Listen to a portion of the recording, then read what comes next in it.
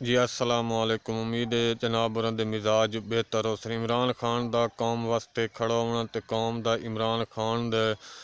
नाल मिल के चलना, इमरान खान दा साथ देवना, ये भी पाकिस्तान दी तारीख दे विच लिखिया वई सी। कौम किवें इमरान खान दा साथ दिता ते इमरान खान कौम वास्ते न झुकिया है, न विकिया है, न त्रुटिया है, न कोई डील कीती। उन्हें सीसा पिलाई दीवार बन के कौम वास्ते खलोता रही है ते हजण ताईं भी उन्हें खलोता होया। कितने इहदे उत्ते घटिया इल्ज़ाम लाए ने इमरान खान ते, घटिया केस, घटिया जबान, गलीज गंदी जबान इस्तेमाल इमरान खान दे बारे कीती भाई लोग इस तो नफरत करे सन ते लोगां उस तो इमरान खान दे नाल उन्नी मुहब्बत रखी है जिन्ना इमरान खान ते ये गंदे गलीज घटिया इल्ज़ाम लाए उन्हां दरू नफरत की है ते इतनी टिका के नफरत की है। ये नफरत हुण तकरीबन कई सालां ताईं नफरत चिरासी है, नफरत मुहब्बत तब्दील न हो सी। हाँ, एक वजह तो ये नफरत मुहब्बत तब्दील हो सकती और उस वजह भी वो इमरान खान ने। बहरहाल इस दफ़ा कौम ने इमरान खान का साथ दिता तो इमरान खान भी कौम वास्ते जिस तरह खड़ा होया तो ये एक पाकिस्तान की तारीख दे विच लिखिया वई सी कि पाकिस्तान सियासतदान साया है, हुण भी हैं, जरदारी बीमारी है, नवाज शरीफ वगैरह वधे सारे हैं ते जिहड़ा लीडर है वो सदियां बाद ही आंदा। पिछली सदी कैद आज़म दी आई ते ये सदी इमरान खान दी है। किवें इमरान खान कौम वास्ते खलोता होया अपनी शाही जिंदगी छोड़ के, अपनी ਉਹ ਜਿਹੜੀ ਅਸਾਇਸ਼ਾਂ ਦੇ ਨਾਲ ਭਰੀ ਹੋਈ ਜ਼ਿੰਦਗੀ ਆਈ ਉਹ ਛੋੜ ਕੇ ਤੇ ਕੌਮ ਦੇ ਨਾਲ ਖਲੋਤਾ ਹੋਇਆ ਤੇ ਕੌਮ ਵਾਸਤੇ ਉਹ ਜੇਲ੍ਹ ਬਰਦਾਸ਼ਤ ਕਰ ਰਿਹਾ, ਸਹੂਲਤਾਂ ਬਰਦਾਸ਼ਤ ਕਰ ਰਿਹਾ, ਲੇਕਿਨ ਕੌਮ ਵਾਸਤੇ ਖੜਾ ਹੋਇਆ। ਹਾਲਾਂਕਿ ਜਿੰਨਾ ਇਮਰਾਨ ਖਾਨ ਤੇ ਕਾਟੇ ਦਾ ਨਿਸ਼ਾਨ ਲਾਇਆ ਹੈ ਤੇ ਕਰਾਸ ਕੀਤਾ ਨੇ ਇਮਰਾਨ ਖਾਨ ਦੇ ਨਾਂ ਤੇ ਕਰਾਸ ਲਾਇਆ ਨੇ, ਕੌਮ ਨੇ 8 ਫਰਵਰੀ ਨੂੰ ਉਹਨਾਂ ਦੇ ਉੱਤੇ ਕਰਾਸ ਲਾ ਦਿੱਤਾ ਤੇ ਉਹਨਾਂ ਦੇ ਸਾਰੇ ਅੰਦਾਜ਼ੇ ਤੇ ਉਹਨਾਂ ਦੀ ਉਹ ਗੱਲਾਂ ਬਾਤਾਂ ਉਹਨਾਂ ਗਲਤ करार दे दित्तियां ते इमरान खान दा कौम ने भरपूर साथ दिता है। हजन भी उन्ने कोल नाल खलोती हुई कौम, अग्गा भी कौम इन्ने खलोती सी। जदों लीडर मुखलिस होवे ते अग्गा कौम दे उत्ते जिहड़ी गुजरदी पई होवे वो लीडर वेखदा पिया ते कौम ही वेखदी पई होवे भाई साडे नाल मुखलिस केड़ा।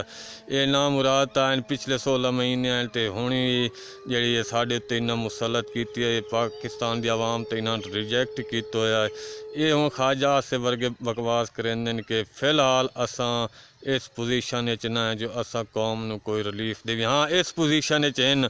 भाई वो मर्सडीज एम और जी BWM है जी गड्डी इन्हें लई है मरियम नवाज तो शाखाना जिहड़ा कोई भी नहीं लै सकता आईनी तौर पर, कानूनी तौर पर 6 लाख की इन्हें लै ली। उस दे टायरां ते 2 करोड़ 73 लाख खर्चा वो कर सकते हैं। कौम वास्ते कोई रिलीफ नहीं फिलहाल। असां 3 अरब का हैलीकॉप्टर ला सकते हैं वजीर आला पंजाब वास्ते, लेकिन कौम वास्ते साढ़े कोल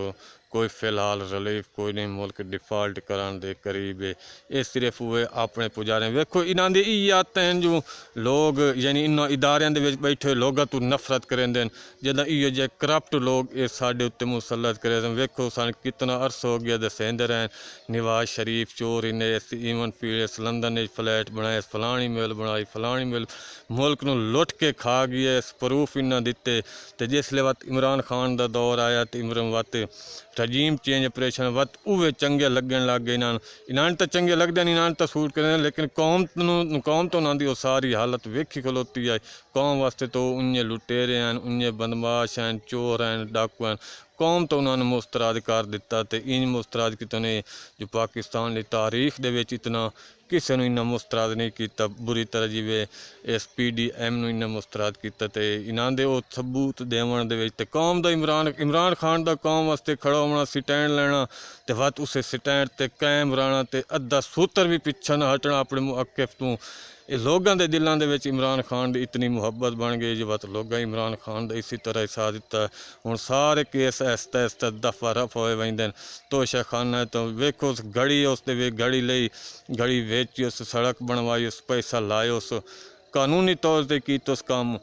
उस दे उत्ते ला के ते जिहड़ी हुकूमत आई जे मुकतदर हल्के लोगों इस गड़ी के पिछे ला के ਉਹਦੇ 1100 ਅਰਬ ਤੇ 1600 ਅਰਬ ਦੀ ਕਰਪਸ਼ਨ ਹੀ ਮਾਫ ਤੇ ਖਜ਼ਾਨੇ ਲੁੱਟੀਂਦੇ ਪੈਣੀ ਦੇ ਲੋਕਾਂ ਨੂੰ ਗੜੀ ਦੇ ਵਿੱਚ ਲਾ ਕੇ ਇਹਦੇ ਗੜੀ ਹੈ ਤੇ ਉਹਦੇ ਜਿੰਨਾ ਗੈਰ ਕਾਨੂੰਨੀ ਕੰਮ ਉਹ ਉਸ ਜੇਲ੍ਹ 'ਚ ਜਿਸ ਗੜੀ ਤੋਸ਼ਾਖਾਨੇ 'ਚ ਲਈਏ ਉਹ ਜੇਲ੍ਹ 'ਚ ਉਸ ਦੇ ਉੱਤੇ ਕੇਸ ਹੁੰਦੇ ਪਏ ਉਸ ਨੂੰ ਸਜ਼ਾ ਮਿਲਦੀ ਪਈ ਹੈ ਯਾਨੀ ਇਹਦੇ ਇਤਨਾ ਜ਼ੁਲਮ ਹੈ ਉਹਦੇ ਜਿੰਨਾ BMW ਤੇ ਮਰਸੀਡੀਜ਼ ਲਈ ਹੋਈਆਂ ਬਖਤਰਬੰਦ ਗੱਡੀਆਂ ਲਈ ਹੋਈਆਂ ਉਹਨਾਂ ਦਾ ਪੁੱਛ ਪਰੀਤ ਵੀ ਕੋਈ ਨਹੀਂ ਬਸ ਇਥੋਂ ਤੱਕ ਕੌਮ ਇਹਨਾਂ ਤੋਂ ਵੀ ਨਫ਼ਰਤ ਕਰੇਂਦੀ ਹੈ ਤੇ ਇਹਨਾਂ ਨੂੰ ਲੈ ਆਉਣ ਵਾਲੇ ਤੋਂ ਵੀ ਨਫ਼ਰਤ ਕਰੇਂਦੀ ਹੈ ਤੇ ਇਹ ਨਫ਼ਰਤ ਚ ਅੱਗਾ ਮਜ਼ੀਦ ਇਜ਼ਾਫਾ ਹੋਣਾ ਤੋਸ਼ਾਖਾਨਾ ਵਾਲੀ ਜਿਹੜੀ ਸਜ਼ਾ ਆਈ ਉਹ ਮੁਅੱਤਲ ਹੋ ਗਈ ਅੱਲਾ ਖੈਰ ਰੱਖੇ आज या कल सैफर अली ख़त्म हो गई सी इन्हों के पल्ले ताई कुछ ना ये सिर्फ कौम नूं इन्हां इमरान खान तो नफरत दिवावन वास्ते इन्हें सारा प्रोपेगेंडा कीता ते जितनी इन्हें कौम तो नफरत दिवावनी है कौम उतनी इमरान खान दे नाल मुहब्बत की हाँ सिर्फ इतनी दूरी ज़रूर हुई है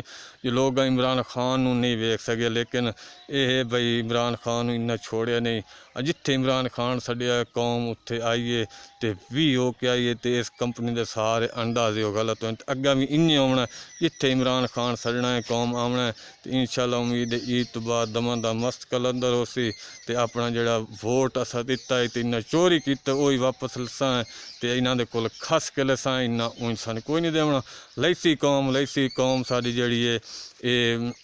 किस हवाले नाल भी किदों भी पिछा नहीं हटती पूरा अमन भी है बाशऊर भी है बाज़मीर भी है सारा कुछ वेखण वाली भी है तो इमरान खान की कौम दे नाल पाकिस्तान दे नाल मुहब्बत वो भी कहें तो ढक्की छुपी हुई नहीं तो दूसरे पासे PDM की करप्शन कौम दे नाल नफरत कौम नूं जलील करना कौम नूं हकीर समझना ये भी कहें तो ढकिया छुपया होया कोई नहीं।